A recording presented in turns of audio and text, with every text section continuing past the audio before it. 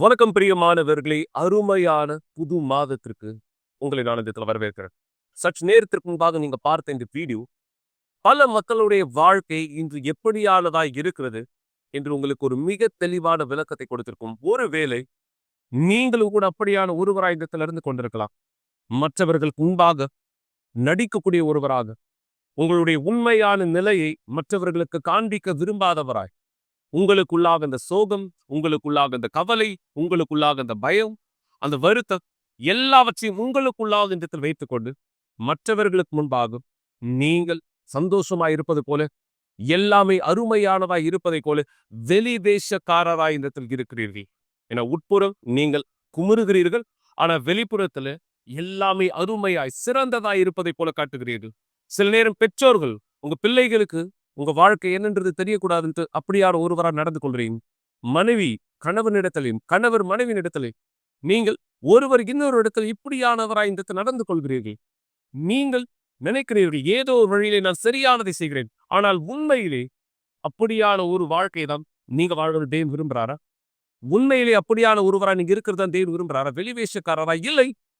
தேவன் உங்களுடைய உட்புறம் தொடங்கி வெளிப்புறம் வரை ஆசீர்வாதத்தையும் சந்தோஷத்தையும் சமாதானத்தையும் கொடுத்து உங்களுடைய வாழ்க்கையை இந்த பலப்படுத்த விரும்புகிறார். எனவேதான் இந்த புது மாதத்தினுடைய முதல் நாளிலே நாம் இந்த நேரம் இருக்கிறோம். இந்த புது மாதத்தினுடைய இந்த முதல் நாளிலே உங்களோடு சேர்ந்து இந்த மாதத்தை தேவன் ஆசீர்வதிக்கக்கூடிய விசுவாசத்தில் இந்த ஜெபமானதை நான் செய்ய போகிறேன். மக்களை, நீங்கள் தேவனுக்கு அனுமதி கொடுத்தால் இந்த மாதம் உங்களுடைய வாழ்க்கை மீது அதி அற்புதமான மாதமாய் மாற்ற அவருடைய சத்தத்துக்கு செவி கொடுத்தால் நீங்கள் தேசத்தினுடைய நன்மைகளை புசிப்பீர்கள். தேவனுடைய வார்த்தை நிஜமாக்கப்படும் முடிய நீங்கள் அவர் சத்தத்திற்கு கவனமாய் செவி கொடுத்து கீழ்ப்படிந்தால் இந்த தேசத்தினுடைய நன்மைகளை நீங்கள் புசிக்கிறவராயிருப்பீர்கள். எனவே இந்த நேரம் நீங்க விசுவாசிக்கிறீர்கள். இந்த முதல் மாதத்திலே, இந்த மாதத்தினுடைய முதல் தேதியிலே நாம் இருக்கிறோம். விசுவாசத்தில் ஒன்றிணைந்து தேவன் இந்த மாதத்தின் எல்லா நாட்களை வழி நடத்த கேட்க போகிறோம். எனவே உங்களால் முடியுமானால் கண்களை மூடிடுங்கள். இல்லை என்றால் பரவாயில்ல. இயேசு நாமத்தினாலே இயேசுவே இயேசுவின் தேவனே, இதோ இந்த நேரம் இந்த மாதத்தினுடைய முதல் தேதி நாங்கள் தேவனுக்கு இருந்து கொண்டிருக்கிறோம். ஒருவேளை ஏற்கனவே பல சூழ்நிலைகள் கடினமானதாய் பிரச்சனையானதாய் பார்த்திருக்கலாம். ஆனால் என் தேவனே ஆண்டவராகிய இயேசுவே, உம்முடைய கரத்திற்கு நாங்கள் எதையெல்லாம் அர்ப்பணிக்கிறோமோ எல்லாவற்றையும் நீ சிறந்ததாய் மாற்றுகிற தேவனாய் இருக்கிறேன். உம்முடைய பெயரானது இதத்தில் மகிமைப்படுத்தப்பட முடியும் என் தேவனே. எனவேதான் தேவனே ஆண்டவராகிய இயேசுவே, இதோ இந்த நேரம் இந்த ஆகஸ்ட் மாதமானது உம்முடைய கரத்திலே நீர் எங்கள் ஒவ்வொருவருக்காய் வழி நடத்தும்படி விசுவாசத்தோடு யாரெல்லாம் உம்மை நோக்கி உதவியானதை வழி நடத்துதலை கேட்கிறாரோ அவர்களது வாழ்க்கை வழி நடத்தும் என் தேவனே.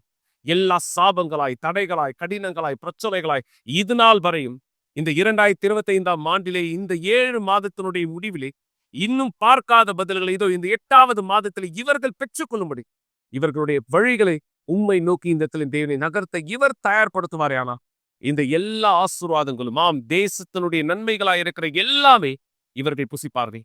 இந்த மாதத்தையும் இந்த மக்களுடைய விசுவாசத்தின் வழிகளை உன் கைகளில் ஒப்படைக்கிறேன். வழி நடத்தி ஆசீர்வதி கேட்கிறேன். தேவனாண்டவராக இயேசு கிறிஸ்துவின் பெயரால் பரிசுத்தாவியானவரே உதவி செய்வீராக. ஆமென். இந்த எளிமையான ஜெபம் நீங்கள் விசுவாசித்தால் தேவன் உங்களுக்கு உதவி செய்வார். மக்களை, இந்த 7 மாதம் நீங்க எந்த பதிலை இந்த பார்க்கலையோ கவனிங்கள். இந்த விசுவாசத்துல இது 8ஆம் மாதத்திலே நீங்கள் தேவனுடைய வல்லமைக்கான சாட்சிகளாய் மாற நீங்க பதில் பார்ப்பீங்க. என்னுடைய கணவர் என்னை விட்டு வெகு தூரத்துல இருக்க, உங்க கணவர் உங்களோட திரும்பி வருவார். மக்களை, விசுவாசத்தை நீங்க நம்புறீங்கன்னா இந்த காரியத்தை ஏற்றுக்கொள்ளுங்கள். உங்களுடைய குடும்பம் ஒன்றிணைக்கப்படும். உங்களுடைய பிள்ளைகள் இந்த மாறுவார்கள். உங்களுடைய சரீரம் ஆரோக்கியம் பெறும். இது நாள் வரை நீங்கள் எதிர்பார்த்த பதில் உங்களுடைய கரத்திற்கு வந்தது. விசுவாசத்தினாலே நீங்கள் அதை பெற்றுக்கொள்ளுங்கள். இதுதான் சரியா நீங்க சாட்சியில பார்க்க போகிற இந்த நபருக்கும் நடந்தது. தொடர்ந்து உங்களோட நாங்க பேசிட்டு இருக்கோம். அநீதிகளை தேவனோடு நாம் நீதியான வைதத்தில் மாற்றிக்கொள்ள இந்த நபருக்கு தேவனுடைய நீதி எப்படியான வைதத்தில் கிடைத்தது. சாட்சியை பாருங்கள் இப்பொழுதே. சரியா நவம்பர் மாதம் 22ஆம் தேதி 2006 எனக்கு ஒரு வாகன விபத்து நடந்துச்சு. நான் வண்டி ஓட்டிட்டு போயிட்டு இருக்கும் போது எனக்கு பின்னாடி ஒரு கார் வந்தது. வண்டியை வலது பக்கமாக நான் திருப்பும் போது அந்த கார் என்னுடைய வண்டியை இடிச்சுது. இடித்த பிற்பாடு நான் 16 மீட்டர் தூரமாக போய் விழுந்தேன். நான் விழுந்த இடம் பார்த்தீங்கன்னா ஒரு கட்டைகள் மேலே நான் போய் விழுந்தேன். என்னுடைய முகக்குப்புற நான் விழுந்தேன். என்னால் என்னுடைய காலை உணர முடியல. எனக்கு சுயநலமும் போயிடுச்சு. என்னால் என் காலை உணர முடியலன்னு எனக்கு தெரியும். என் இடுப்புக்கு கொஞ்சம் மேலே இருக்கக்கூடிய ஸ்பைன் உடைக்கப்பட்டதுன்னு என்னால் உணர முடிஞ்சது. அந்த நேரம் தான் நான் உணர்ந்தேன், என்னால் என் உடம்பை அசைக்க முடியல. என் கால் இருக்கிறத என்னால் உணர முடியாமல் போயிடுச்சு. என்னால் என் உடம்பை கூட நகர்த்த முடியல. நான் அப்போ பார்த்தீங்கன்னா ரத்த வாந்தி எடுத்தேன். அப்போ மருத்துவர் சொன்னார், இல்லை இவரை வேறு ஒரு மாநிலத்துக்கு தான் கொண்டு போய் சிகிச்சையை கொடுக்கணும். அந்த இடத்துல கொண்டு போனால் மட்டும்தான் எங்களால் இவருக்கு உதவி செய்ய முடியும்னு சொன்னாங்க. அதனால் என்னை வேறு ஒரு இடத்துக்கு கொண்டு போய் அங்கே சிகிச்சை பண்ணாங்க. இருந்த அந்த தருணம் ரொம்ப ஆபத்தான ஒரு நிலை. அதனால் என்னை வேறு ஒரு மாநிலத்துக்கு கொண்டு போய் சிகிச்சை கொடுக்கணும். அப்படி இல்லைனா நான் இறக்கக்கூடிய வாய்ப்பு கூட உண்டு.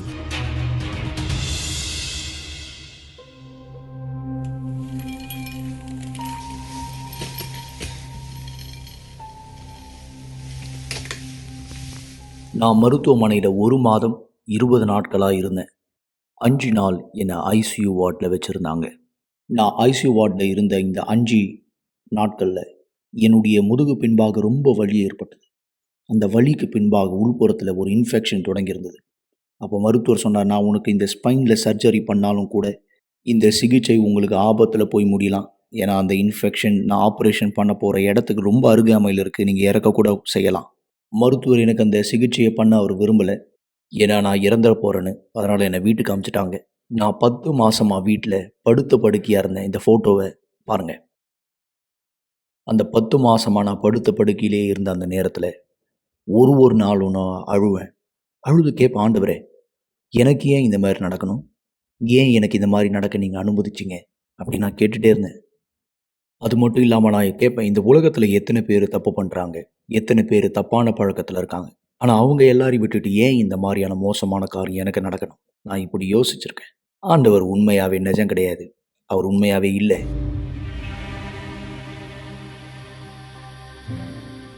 எனக்கு அந்த மாதிரி வீல் சேரில் இருக்கிறது எனக்கு பிடிக்கல. என்னால் அதை ஏற்றுக்க முடியல. கொஞ்சம் மாதங்கள் முன்னாடி நடந்துட்டு இருந்த ஒரு ஆள் இப்போ வீல் சேரில் இருக்கிறதா? என்னால் அதை ஏற்றுக்கவே முடியல. நான் அப்படி இருக்க விரும்பலை உண்மையாகவே. ஆனால் என்னுடைய நிஜம் அதுதான். என்னால் அதை மாற்ற முடியல.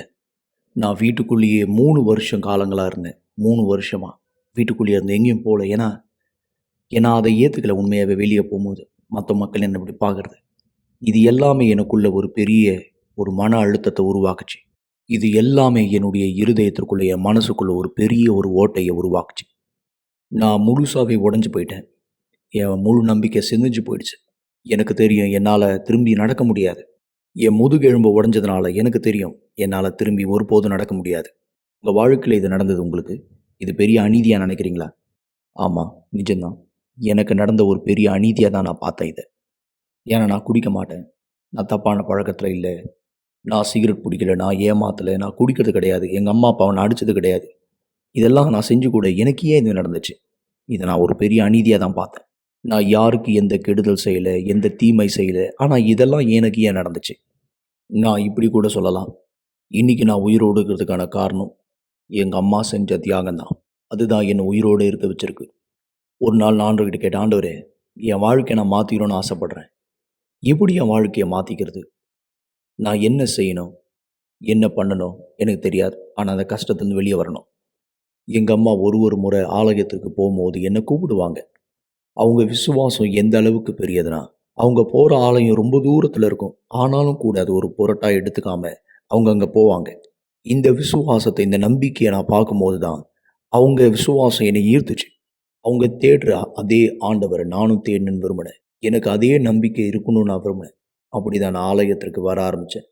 அப்படி தான் நான் ஆலயத்திற்கு தொடர்ந்து போக ஆரம்பித்தேன். அங்கே தான் நான் தேவனுடைய வார்த்தையை கேட்டேன்.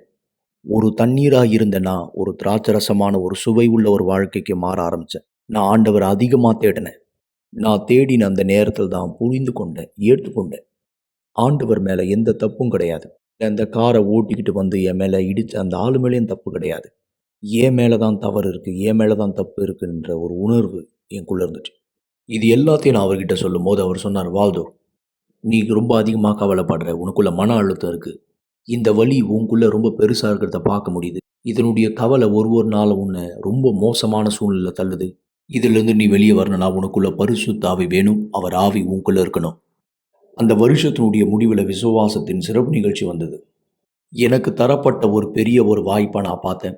அந்த வாய்ப்பை பயன்படுத்தி பீடத்து மேலே ஏறி நான் தேவனுடைய நீதியை கேட்க போகிறதா சொன்னேன்.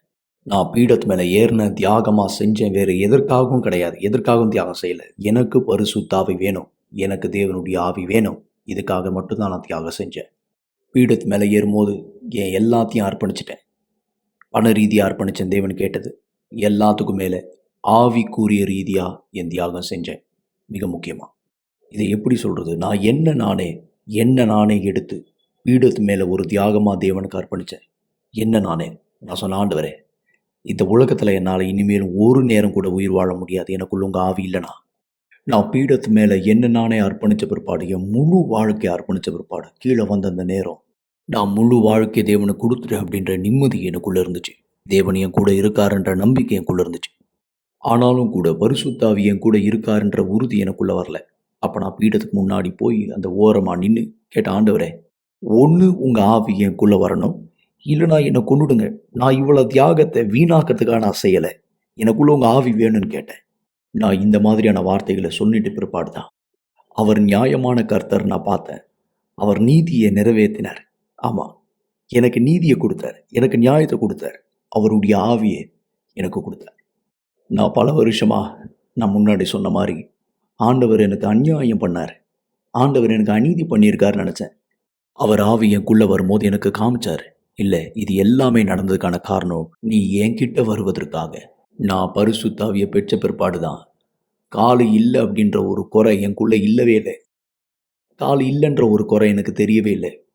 நான் பரிசுத்த ஆவியை பெற தியாகத்தை பீடத்து மேலே ஏறி செய்வதற்கு முன்பாக நான் நடக்கணுன்றது கூட தியாகம் செஞ்சுருக்கேன். ஆமாம், நான் நடக்கணுன்றதுக்காக ஒரு முறை தியாகம் செஞ்சுருக்கேன்.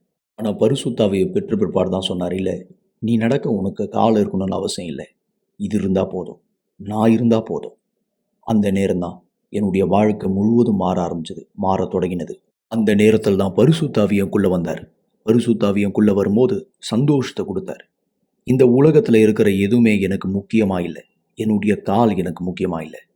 புரிந்து கொண்டேன், எனக்கு கால் இருக்கணும்னு அவசியம் இல்லை, பரிசுத்த ஆவி என்னுடைய காலாக இருக்கார், அவர் என்னை வழி நடத்துவார். நான் இப்போ போகிறேன், எங்கே போக நினைக்கிறேனோ அங்கே போவேன்.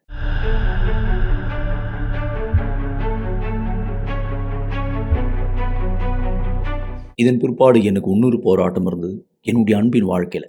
நான் தனியாக தான் இருந்தேன், எனக்கு திருமணம் ஆகலை. அப்பொழுது நான் பீடத்து மேலே மீண்டும் ஒரு முறையாக ஏறினேன், தேவனுடைய நீதியை கேட்க. என்னுடைய அன்பின் வாழ்க்கையில் ஆண்டவர் நியாயத்தை செய்வதற்காக தேவனுடைய நீதியை என் அன்பின் வாழ்க்கையில் நான் பார்க்க விரும்பினேன். நான் என்னுடைய தியாகத்தை செய்த பிற்பாடு தேவன் அவருடைய நீதியை செய்தார். கொஞ்சம் வருடங்கள் கடந்த பிற்பாடு ஆண்டவர் என்னுடைய வாழ்க்கையில் நீதியை கொடுத்தார், நீதியை செஞ்சார். இங்கே பாருங்க என்ன நடந்துச்சு. எனக்கும் கரீனிக்கும் திருமணம் நடந்துச்சு. நாங்கள் 2 பேருமே பேச ஆரம்பித்தோம், ஒருத்தருக்கு ஒருத்தர் அதிகமாக புரிந்து கொண்டோம். நிச்சயதார்த்தம் நடந்துச்சு. அதுக்கப்புறமா எங்களுக்கு திருமணம் நடந்தது. இன்றைக்கு எனக்கு திருமணமாக இருக்கு.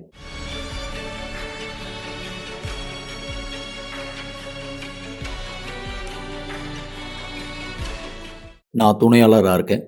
கூட்ட நேரத்தில் போதகருக்கு உதவி செய்வேன். அது மட்டும் இல்லாமல் வாலிப கூட்டத்துலேயும் நான் உதவி செய்வேன். வாலிப கூட்டத்தில் வரவங்களையும் நான் பார்த்துக்கொள்வேன். யாருமே இல்லையா, நான் நிற்க மாட்டேன். நானே வீல் சேரில் எடுத்துக்கிட்டு, நானே டயரை தள்ளிக்கிட்டே நானே போக ஆரம்பிப்பேன்.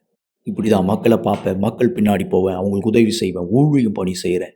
நான் சமூக உதவி கூட செய்கிறேன். மக்களுடைய தடை, அவங்களுக்கு அவங்களே வச்சுக்கக்கூடிய தடை அளவு அவங்க சிந்தனையில் தான் ஆரம்பிக்குது.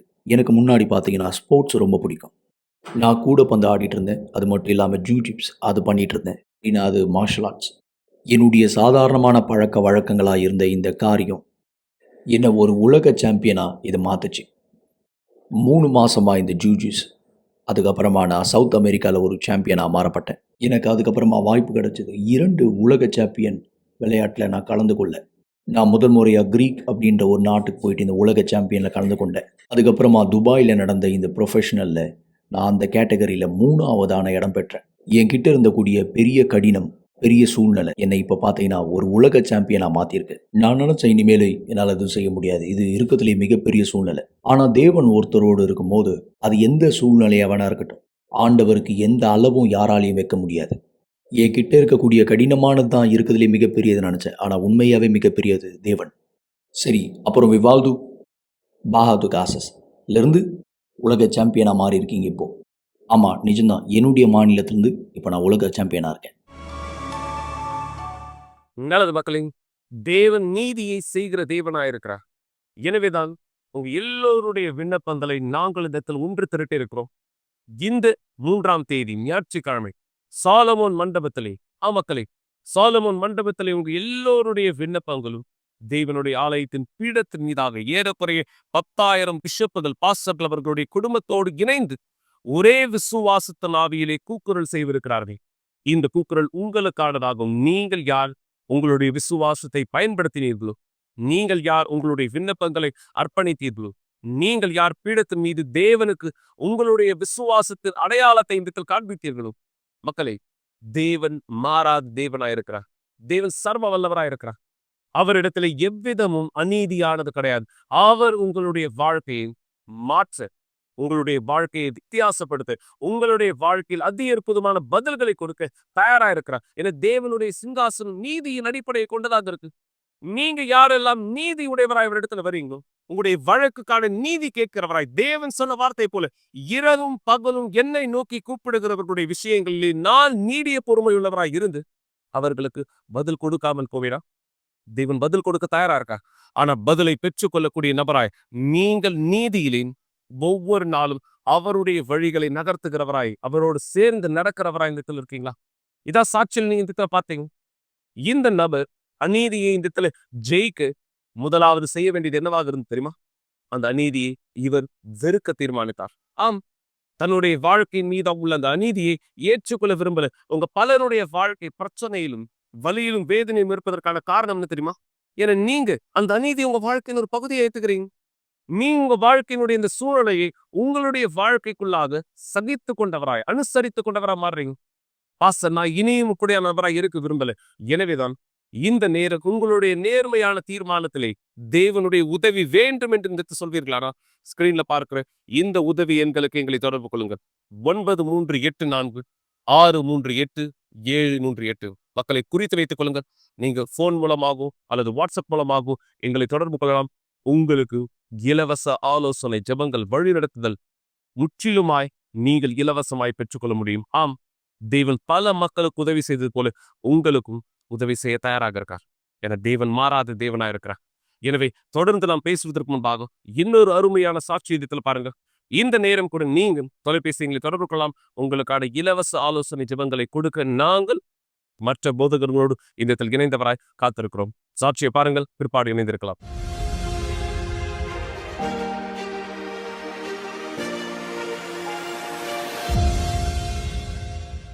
வணக்கம், என் பேர் ஜெனிஃபர். நான் யூனிவர்சல் ஆலயத்துக்கு முதல் தடவை வரும்போது எங்க அம்மா தான் என்னை கூட்டிட்டு வந்தாங்க. என்னுடைய உறவினர்கள் எங்க அம்மாவை வந்து வர சொன்னதுனால அப்ப எங்க அம்மா வந்து விசுவாசம் என்னன்னு கத்துக்கிட்டாங்க, எனக்காக போராடினாங்க.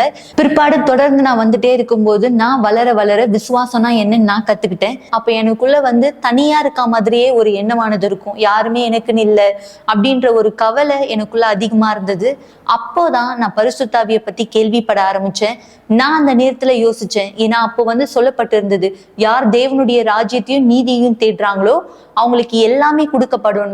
அந்த வார்த்தையை நான் எனக்குள்ள கெட்டிமா எடுத்துக்கிட்டேன். பரிசுத்தாவி கிடைச்சா உண்மையா எல்லாமே மாறிடுமா அப்படின்ட்டு, அந்த ஒரு எல்லாமே மாறிடுமா அப்படின்ற ஒரு ரகசியத்துக்காக தான் நான் வந்து என்ன பண்ணேன்னா பரிசுத்தாவியே தேட ஆரம்பிச்சேன். அது வரைக்கும் எனக்கு வந்து எதுவுமே தெரியாது. பரிசுத்தாவினா என்ன, அதை எப்படி தேடணும் அப்படின்ட்டு எதுவுமே தெரியாது. ஆனா பரிசுத்தாவியை தேடணுன்ற ஆர்வம் எனக்குள்ள வரும்போது ஒவ்வொரு நாளும் நான் ஆலயத்துக்கு வர ஆரம்பிச்சேன். பரிசுத்தாவினா என்னன்னு நான் கத்துக்கிட்டேன்.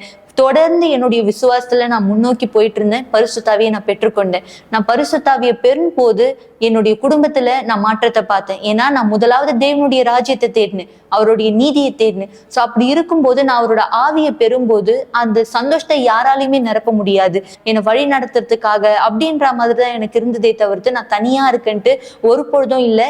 அதே மாதிரி நான் ரொம்ப சந்தோஷமா இருந்தேன்.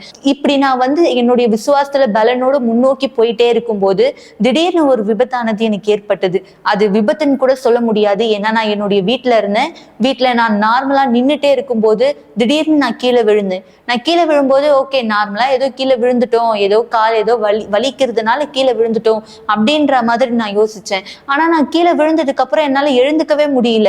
என்னாச்சு, ஏன் எழுந்துக்க முடியல அப்படின்ட்டு பார்க்கும்போது என்னால சுத்தமா என் காலை வந்து அசைக்க முடியல, எதுவுமே பண்ண முடியல. கால் வந்து கடகடன் வீங்க ஆரம்பிச்சிருச்சு. அப்படி இருக்கும்போது எங்களுடைய வீட்டுல கூட அந்த நேரத்துல யாருமே கிடையாது. நான் இருந்தாலும் எப்படியோ ஃபோன் பண்ணேன், என்னுடைய அம்மா என்னுடைய பாட்டி யாராவது வந்து என்னை கூட்டிட்டு போறதுக்காக. உடனே நாங்க வந்து ஹாஸ்பிட்டல் போயிருந்தோம். அப்ப டாக்டர் சொன்ன ஒரே விஷயம், காலுடைய எலும்பு உடைஞ்சு, முட்டி எலும்பு மொத்தமா உடைஞ்சு, ஜவ்வை வந்து கீழே இருந்து மொத்தமாவே அறந்துடுச்சு அப்படின்னு சொல்லியிருந்தாங்க. அந்த நிமிஷம் வந்து என்னால வந்து அதை யோசிச்சு கூட பார்க்க முடியல. அது என் வாழ்க்கையில சொல்ல முடியாத அநீதியா இருந்தது. நான் கடந்து போன அந்த சூழ்நிலை எனக்கு அவ்வளவு வலியானது இருந்தது. ஏன்னா என்னால யோசிச்சு கூட பார்க்க முடியல ஏன் அந்த விஷயம் நடந்ததுன்னு சொல்லி. எனக்கு உண்மையாவே அந்த அளவு கோவம் வந்தது. நான் எதுவுமே பண்ணாம எதுக்காக இது அனுமதிக்கப்படுது, ஏன் என் கால் இப்படி இருக்கு அப்படின்ட்டு. தொடர்ந்து நாங்க ஹாஸ்பிட்டல் போனோம். டாக்டர் ஃபர்ஸ்ட் நாங்க ஹாஸ்பிட்டல் போகும்போது இது சரி செஞ்சிடலாம், மாத்திரையினால சரி பண்ணிடலாம், ஊசி போடுறோம் அப்படின்னு சொன்னாங்க. நானும் தொடர்ந்து 6 மாசம் கிட்ட மாத்திரை எடுத்துட்டே வந்தேன். ஆனா எதுவுமே மாறல. இருக்க இருக்க என் கால் வந்து மோசமான நிலைமைக்கு தான் மாறுச்சு. இப்படி மாறிட்டே இருக்கும்போது நாங்க தொடர்ந்து ஹாஸ்பிட்டல் போனோம். திடீர்னு டாக்டர் சொன்னாங்க, இந்த கால் வந்து இருக்க எல்லா நரம்பையுமே வந்து அழிச்சிட்டு வருது, இந்த எலும்பும் கூடல ஜவ்வும் கூடல, உங்களுக்கு என்ன பிரச்சனைனே தெரியல அப்படின்னு சொல்லிட்டாங்க. கால் வீக்கம் அதிகமாயிட்டே இருந்தது. காலுடைய முட்டிக்கு பக்கத்துல ஹோல்ஸ் போட்டு அந்த நீரெல்லாம் கூட எடுத்தாங்க, அந்த ரத்தம் எல்லாத்தையுமே வந்து எடுத்தாங்க. அந்த வலி ரொம்ப கொடூரமானதா இருந்தது. எதுக்காக நான் இப்படி ஒரு விஷயத்த வந்து சந்திக்க வேண்டிய வேலையே இல்லை, ஆனா எதுக்காக இவ்வளவு வலியை நான் சந்திக்கிறேன் அப்படின்ட்டு கூட நான் வந்து பல தடவை யோசிச்சிருக்கேன். அந்த நேரம் வந்து உண்மையாவே அது ரொம்பவே வலிக்கக்கூடியதா இருந்தது. இருந்தாலும் வந்து என்னுடைய பிரேயர்ல வச்சுட்டு நான் முன்னோக்கி போயிட்டே இருந்தேன். இல்லை, ஏதாவது ஒரு மாற்றம் வரும், இதை நான் ஏத்துக்க மாட்டேன்னு சொல்லி நான் தொடர்ந்து போயிட்டே தான் இருந்தேன். ஆனா இது வந்து ஏறக்குறைய 1.5 வருஷத்துக்கிட்ட வந்துடுச்சு. 1.5 வருஷம் ஃபுல்லா நான் படுக்கையில தான் இருந்தேன். நான் ஒரு ரெஸ்ட் ரூம் போனோம் அப்படின்னா கூட நான் அதிக அளவு கஷ்டப்பட்டிருக்கேன். என்னால வந்து தனியா எழுந்து போக முடியாது. எல்லா நேரமே வந்து யாருடைய உதவியாவது வந்து தேடக்கூடியதா இருக்கும். இந்த ஒரு அநீதியை நான் ஏத்துக்க மாட்டேன், எப்ப இது மாறும் அப்படின்னு சொல்லி கடைசியா நாங்க வந்து புத்தூர் கட்டு போட்டோம். அதுலயும் எதுவுமே சரியாகல. ஏன்னா சேர்ந்து வந்த ஜவ்வோடு கூட சேர்ந்து அந்த முட்டி எலும்பு சுக்குநூறா உடைஞ்சதுனால அது வேற தசையில போய் வளர்ந்து வேற ஒரு அந்த முட்டி எலும்புடைய பீஸ்லாம் வந்து அந்த ஜவ்வோடு கலந்து மொத்தத்தையுமே அழிக்க ஆரம்பிச்சிருச்சு. அந்த நேரத்துல திரும்ப ஹாஸ்பிட்டல் போகும்போது திரும்ப சொன்னாங்க, உங்களுக்கு நாங்க ஆப்ரேஷன் பண்ணணும், ஆனா எங்களால உத்தரவாதம் கொடுக்க முடியாது, நீங்க உயிர் பழப்பீங்க, இந்த மாதிரி உங்க கால் சரியாயிடும்னு சொல்லி. ஏன்னா டாக்டர் சொல்லிட்டாங்க, இனிமே உங்களால நடக்க முடியாது, நீங்க கவனமா இருக்கணும், உங்க காலை நீங்க குழந்தை மாதிரி தான் பாத்துக்கணும், உங்க காலை நீங்க எந்த ஒரு ஸ்ட்ரெயின் பண்ணக்கூடாது, நடக்கக்கூடாது, எதுவுமே பண்ணக்கூடாதுன்னு சொல்லிட்டாங்க. நான் ஆலயத்துக்கு அந்த நேரம் கூட வந்து இல்லை, எப்படியாவது நான் வரணும்ட்டு ஞாயிற்றுக்கிழமை ஒரு நாளாவது நான் ஆலயத்துக்கு வருவேன். நான் வரும்போதெல்லாம் எல்லாரும் என்னை பார்ப்பாங்க. என் குடும்பத்துல இருக்கவங்களே கூட என்னை வந்து இந்த வார்த்தை சொல்லியிருக்காங்க, நீ கடைசி வரைக்கும் படுக்கையிலேயே தான் இருக்க போற, ஏன் உன்னால வந்து எழுந்து நடக்க முடியாது, நீ ஒரு வீல் சேர்ல தான் இருப்ப அப்படின்னு சொல்லும்போது நான் உண்மையா யோசிச்சேன், இதை நான் ஏத்துக்க மாட்டேன் அப்படின்னு சொல்லும்போது தேவன் ஒரு விஷயத்த வந்து எனக்காக சொன்னார், எதை பத்தியும் கவலைப்படாத, உனக்காக நான் இருக்கேன் அப்படின்ட்டு. அந்த நேரம் தான் சரியா சிறப்பு நிகழ்ச்சியை பத்தி பேசினாங்க. யார் அநீதியை சந்திக்கிறாங்களோ அவங்களோட வாழ்க்கை நீதியா மாறுறதுக்காக. இது நான் சந்திச்ச மிகப்பெரிய அநீதி என்னுடைய வாழ்க்கையில. நான் தேவனிடத்துல சொன்னேன், தேவனே இந்த அநீதியை என்னுடைய வாழ்க்கையில நான் எடுத்துக்க மாட்டேன், ஏன்னா இந்த சூழ்நிலை ரொம்ப கொடூரமானது, என்னை உண்மையாவே நீங்க சாட்சியா மாத்துனீங்க, உங்களோட மனுஷியா மாத்துனீங்க, உங்களோட ஆவி எனக்குள்ள இருக்குன்னா அப்ப நான் உங்க ஊழியத்தை செய்யறதுக்காகவும் உங்களுக்காகவும் தான் என்னை தயார்படுத்துறேன். அப்படி இருக்கும்போது எப்படி நான் இதை ஏத்துப்பேன்? என்னுடைய வாழ்க்கை ஃபுல்லா ஒரு வீல் சேர்ல இருக்கிறத இதை நான் ஏத்துக்க மாட்டேன் தேவனேன்னு சொல்லி நான் போராடினேன். அந்த நேரம் நான் பீடத்தை ஏறினேன். என்னால ஏற முடியல, ஆனா நான் பீடத்துல ஏறினேன். என்கிட்ட இருந்த எல்லா சேவிங்ஸுமே எடுத்துட்டு என்கிட்ட நான் எனக்குன்னு வாங்கி வச்சிருந்த நகை கொண்டு எல்லாத்தையுமே நான் வந்து சேல்ஸ் பண்ணேன். இல்லை, எனக்குன்னு எதுவுமே தேவையில்லை, என் தேவன் இந்த சூழ்நிலையை மாத்துவார்னு எல்லாத்தையுமே நான் எடுத்தேன். அப்போ நான் என்ன பண்ண தீர்மானிச்சேன், என்னுடைய எல்லாத்தையுமே எடுத்துட்டு என்னுடைய முழு வாழ்க்கையோடு நான் பீடத்துல ஏறினேன். என்னால ஏற முடியலனாலும் நான் எப்படியாவது அந்த ஸ்டிக்கு வச்சுட்டு தான் நான் ஏறினேன். எனக்கு அது ஞாபகம் இருக்கு. நான் ஏறும்போது சொன்னேன், தேவனே இப்போ இந்த வலியோடு இந்த வேதனையோடு இந்த அநீதியோடு நான் இந்த பீடத்தை ஏறுறேன், ஆனா நான் அடுத்த தடவை இந்த பீடத்தை ஏறும்போது சாட்சி கொடுக்க ஏறணுமே தவிர்த்து நான் சாட்சி இல்லாம ஏற மாட்டேன். நான் அந்த பீடத்தை ஏறிட்டு தான் ஹாஸ்பிட்டல் போனேன். சர்ஜரி நடந்தது, என் உயிரே இருக்காது அப்படின்ற அளவுக்கு கூட மோசமான விஷயம் எனக்கு சர்ஜரி டைம்ல நடந்தது. ஆனா அந்த நேரம் தேவன் என் கூட இருக்காரு இல்லை அப்படின்ட்டு நான் தேவனிடத்துல சொன்ன ஒரே வார்த்தை, உண்மையா நான் இந்த உலகத்துல வாழ்ந்து உங்களுக்கு சாட்சியா இருக்கணும்னா என் ஆத்மா இருக்கட்டும் இந்த உலகத்துல, அப்படி இல்லைன்னா தேவனை என்னுடைய ஆத்மா உங்க ரட்சிப்பு இருக்கும் போதே ஏத்துக்கோங்க, ஏன்னா இனியும் நான் நீங்க இல்லாமலும் இருக்க போறது இல்லை, உங்களுக்கு சாட்சி இல்லாமலும் நான் இந்த உலகத்துல இருக்க போறது இல்லை அப்படின்றதுதான் என் ஜெபமா இருந்தது. நான் என் விசுவாசத்தோடு முன்னோக்கி போனேன், என்னுடைய பொருத்தனையை செஞ்சேன். என்னுடைய பொருத்தனையினால, என்னுடைய விசுவாசத்தினால, என்னுடைய நம்பிக்கையினால அந்த அநீதியில இருந்து நான் விடுதலையை பெற்றேன். ஏன்னா நான் சர்ஜரி முடிஞ்சதுக்கு அப்புறம் டாக்டர் சொன்னாரு, இனி நீ பத்திரமா நடக்கணும், கண்டிப்பா லைஃப் டைம் நீ வந்து ஒரு ஸ்டிக்கு வச்சுதான் நடக்கணும் அப்படின்னாரு. ஆனா நான் அந்த ஸ்டிக்கை எடுத்து போட்டு நான் தேவன் இடத்துல சொன்னேன், என்ன பாதுகாக்க எனக்கு ஒரு பேலன்ஸ் பண்ண ஒரு ஸ்டிக்கா தேவன் இருக்கும்போது எனக்கு எதுக்கு ஸ்டிக்கு தேவை, அதனால இதை நான் ஏத்துக்க மாட்டேன் அப்படின்னு சொல்லிட்டு இன்ன வரைக்குமே நான் ஸ்டிக் இல்லாம தான் நடக்கிறேன். தேவனோடு கூட இன்னும் அதிகமா முன்னோக்கி போறேன். இன்னைக்கு எனக்கு இந்த காலில் எந்த ஒரு வலியோ, எந்த ஒரு வீக்கமோ, இல்லை இன்னும் எந்த ஒரு நரம்பு பிரச்சனையோ எதுவுமே இல்லை. இன்னைக்கு நான் உண்மையா அவ்வளவு சந்தோஷமா இருக்கேன். என்னால அந்த சந்தோஷத்தை வந்து வெளிப்படுத்த கூட முடியல, ஏன்னா அது வார்த்தையால சொல்ற ஒரு விஷயம் கிடையாது. எந்த அளவு 1.5 வருஷம் வலியை சுமந்தன்றது எனக்கு மட்டும்தான் தெரியும். ஆனா தேவன் இன்னைக்கு நீதியை செஞ்சிருக்கார், என் வாழ்க்கை முழுசா மாறப்பட்டதா இருக்கு.